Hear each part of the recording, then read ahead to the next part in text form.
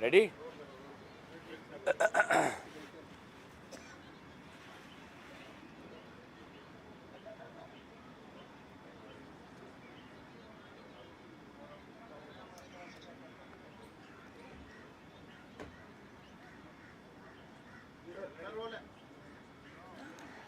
नमस्कार दोस्तों, आज मेरे साथ शोलापुर की हमारी नवनिर्वाचित सांसद प्रणीति शिंदे जी और AICC media coordinator Vineet Punia ji हमारे साथ हैं। और हम आपके पास आए हैं सबसे पहले शोक जताने के लिए, जो हाथरस में लगभग 100 से ज़्यादा लोगों की मृत्यु हुई है। हम उनके परिवारों के प्रति, उनके सज्जनों के प्रति अपनी संवेदना जताते हैं और आशा करते हैं कि जो घायल है वो जल्द से जल्द उनका इलाज हो, वो स्वस्थ हों। और हम सभी इस वक्त यूपी और हाथरस के लोगों के साथ, उनके दुख के घड़ी में उनके साथ खड़े हैं। साथ ही दोस्तों, मैं ये भी कहना चाहूँगा कि कल हमने एक बहुत दुखद नज़ारा सदन के अंदर देखा।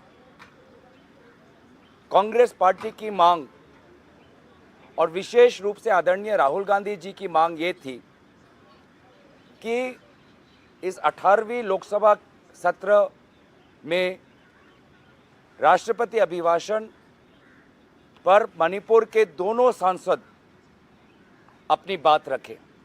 और ये बार बार राहुल गांधी जी हमको कह रहे थे कि दोनों सांसदों को अपनी अपनी बातों रखने का अवसर मिलना चाहिए, क्योंकि राहुल गांधी जी स्वयं मणिपुर गए हैं। उन्होंने मणिपुर में समाज के बीच में जो बंटवारा हुआ है देखा है। सिविल वॉर जैसे एक वातावरण वहाँ पे है। और इसीलिए राहुल गांधी जी जानते थे कि अगर हमने एक पक्ष को आवाज़ रखने का अवसर दिया और दूसरे पक्ष को आवाज़ रखने का अवसर नहीं दिया तो बहुत गलत संदेश सदन से मणिपुर के लोगों को जाता है। ये बात राहुल गांधी जी बहुत खूबी से जानते थे और इसीलिए हमारे पहले जो सांसद हैं मणिपुर के, उन्होंने पहले दिन पर अपनी बात रखी। जो शहरी इलाके से आते हैं, इनर मणिपुर से आते हैं, इम्फाल से आते हैं। और कल हम चाहते थे जो हमारी पहाड़ी क्षेत्र जो है मणिपुर का, आउटर मणिपुर के जो सांसद है अल्फ्रेड, वो अपनी बात रखे। लेकिन अफसोस कि जहां पर हमारी संवेदना मणिपुर के साथ है, प्रधानमंत्री मोदी जी अपने सामने मणिपुर की व्यथा नहीं सुनना चाहते थे। हमारी मांग स्पष्ट थी कि हमें पता है कि प्रधानमंत्री मोदी जी को 4 बजे आना है, उनको अपना भाषण देना है। हमारी मांग इतना ही था कि आप बस 2 मिनट आप हमारे मणिपुर के सांसद को अपनी व्यथा, अपना पक्ष और मणिपुर में शांति और अमन की एक याचना व्यक्त करने का एक अवसर दें।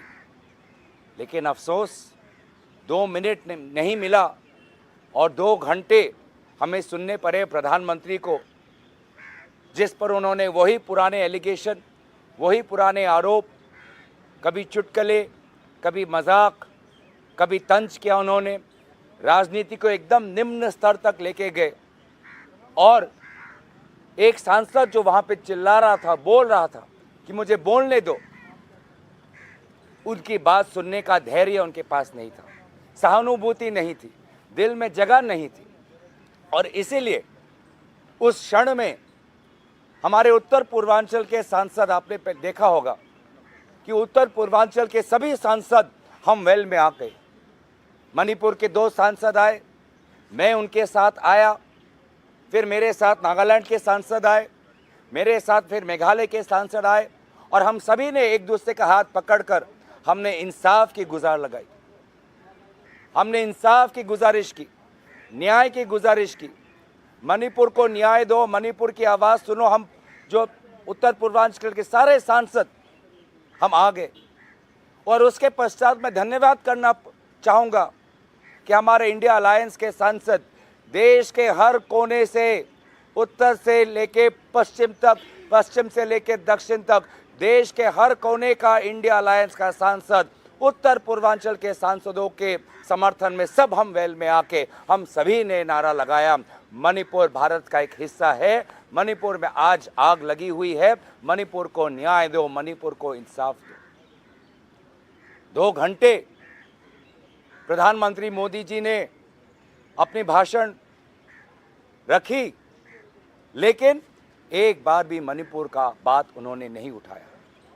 अंत में बस उतना ही कहा कि अगर आपको समय नहीं मिला तो आपको पार्टी को पूछना चाहिए।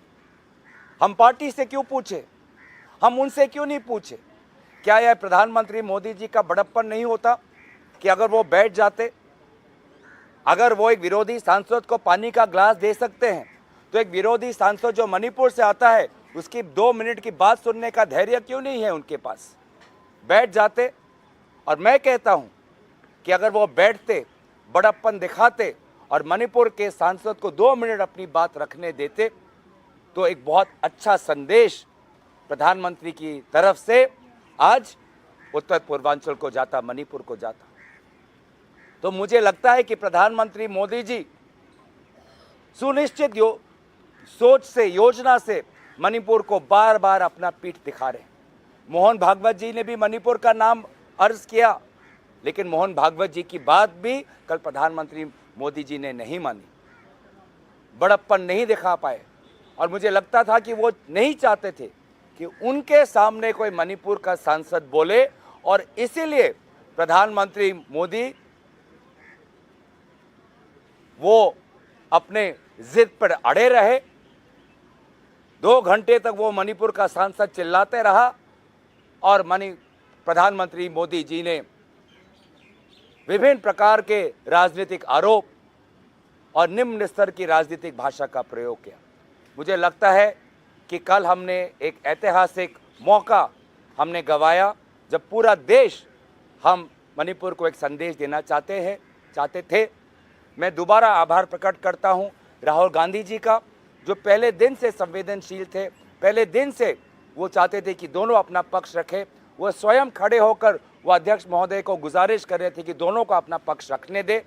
और फिर मैं उत्तर पूर्वांचल के सांसदों को जो सब पहले वेल में आए और उसके पश्चात जो हमारे देश के सांसद जो आए और मणिपुर का हमने साथ दिया, मैं सबको आभार प्रकट करता हूं, क्योंकि हमने इंडिया अलायंस ने हमने एक संदेश दिया कि मणिपुर भारत का अंग है और मणिपुर में जो अत्याचार हुआ है महिलाओं पर, युवाओं पर, छात्रों पर, बुजुर्गों पर, वो उन अत्याचारों को हम भूले नहीं हैं और उनके हक की लड़ाई हम लड़ते रहेंगे। मैं बस इतना ही बात कहना चाहता था कि प्रधानमंत्री मोदी जी ने कल बहुत ही एक निष्ठुर व्यवहार मणिपुर के प्रति दिखाया और बहुत अपने जिद पर अड़े रहे, जिसके कारण एक ऐसा वातावरण हुआ। अब मैं चाहूँगा कि आदरणीय प्रणीति शिंदे जी आपको अंग्रेजी में यही बातें व्यक्त करें। Namaste. I offer my condolences to the victims who died and their families of Hathras and the stampede that happened in Hathras yesterday, and 106 people who died. The Congress Party offers condolences to their families. I would like to begin by saying that yesterday we saw a gross show of the Prime Minister's insensitivity and lack of empathy towards the burning issue of Manipur that has been going on for so long. Yesterday, we heard the Prime Minister's reply to the presidential address, and just as the Prime Minister's reply was about to begin, Honorable Rahul Gandhi ji raised his hand as the leader of opposition. It's the second most important position, constituent position, after the leader of the House, which is the Prime Minister. He raised his hand to speak, but he was denied the opportunity. It has never happened that the LOP's mic has been switched off. When the Congress was in power and when the BJP was in opposition, the LOP's mic is always on. Even in the Vidhan Sabhas, the LOP's mics are always on.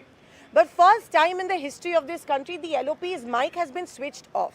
he was denied permission by Honorable Speaker to speak on the issue of Manipur.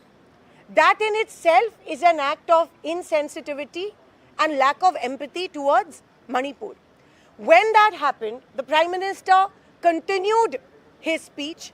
All of us, we identified with the problems of Manipur. India Alliance has strongly stood by the people of Manipur and the MPs of Manipur who wanted a minute, I would say, because we kept asking the Speaker, sir, we just want a minute. All we wanted is 60 seconds to bring in front of the Prime Minister, who probably either is not aware of the problems of Manipur, he doesn't want to face the people of Manipur, he doesn't want to go to Manipur. And which is why they often deny us the opportunity to present the problems of Manipur in Parliament. There are two MPs from Manipur who were denied the opportunity, who were not given the opportunity to speak. One was given the opportunity, but yesterday, in front of the Prime Minister, because we wanted to draw the Prime Minister's attention. The Prime Minister does not belong to a particular party when he is representing the country. He belongs to the entire nation. The least we expect from him is sensitivity. When so many people have died, when women have been paraded naked in Manipur, the least we expect of you is 60 seconds. Just listen to us for 60 seconds, but they were denied that opportunity, the MPs. Our whip, Honorable Gaurav Gogoi ji, and the MPs, everybody got into the well. We followed them into the well. Entire India opposition leaders, MPs followed them into the well. We were trying to tell the Speaker, just give us 60 seconds, that's all we wanted, but we were denied we were denied the permission. LOP was not given the permission to speak. The Prime Minister refused to speak. Even the Prime Minister didn't even mention Manipur in his speech. That in itself is the most, how hardened can you be? And there's no empathy, there's lack of empathy. He was going on. By the end of it, only the Speaker and the Prime Minister were talking to each other. And of course, the MPs were thumping the desks. There was absolute noise in Parliament. He did not mention any of the important issues. We were telling him that Manipur pe jo अन्याय हुआ है, उसके बारे में हमको बोलने दो. He did not pay heed, and this is not the first time that it has happened. They talk about infrastructure that has happened in the northeast. Why doesn't he use those roads to reach Manipur? Why hasn't the Prime Minister gone to Manipur? That's the major big question that we want to ask the BJP and the Prime Minister. Why isn't he letting us talk about Manipur? And this in itself shows that the BJP, for some reason, is not ready to talk about Manipur. They have been caught on the back foot. If you see the Prime Minister's body language, he did not expect that the India Alliance would attack him. The BJP has gone on a back foot, which is why they're not expecting that India Alliance would be attacking them on so many fronts. They thought he's going to have, the upper hand and one-man show, but that's not going to happen. Sorry to say that to you, Mr. Prime Minister. We're not going to let that happen. We're a constructive opposition. You have to respect the opposition. You have to respect and understand the problems of Manipur, and that's all we're asking you to do. You can silence our voices in Parliament, but you cannot silence our voices on the streets of India. We represent the voice of India. We represent the voice of Manipur, and you cannot deny us that opportunity. And wait for the days to come. We are going to continue with our agitations inside and outside Parliament. We are going to make the Prime Minister accountable and answerable. He is responsible for whatever has happened in Manipur. He is responsible for the atrocities committed in Manipur, and he is also answerable and accountable. He is running away from responsibility. Being the Prime Minister is not all about show, and he's so full of himself that he is he's lending a blind eye to Manipur. So it's not all hunky-dory and it's not all about show when you're the Prime Minister. When you're the Prime Minister, you're also responsible and accountable for all the atrocities that are happening in our country. And it is your responsibility, it is also the Speaker's responsibility because we adequately represent each and every community in Parliament, and this is the temple of democracy. And you are insulting that temple of democracy. What is the point of making a new building when you're silencing our voices? But we're not going to let that happen. What is the point of this, such a such a show and so much fauna and flora, when you cannot even listen to us for a minute, and when you cannot, the voices of the families is what, the sorrow of the families is what we want to bring in front of you. Maybe your government has not been capable enough to tell you what has exactly happened in Manipur, so give us that opportunity. But you're denying us that opportunity, which means that you're absolutely insensitive to the problems of Manipur.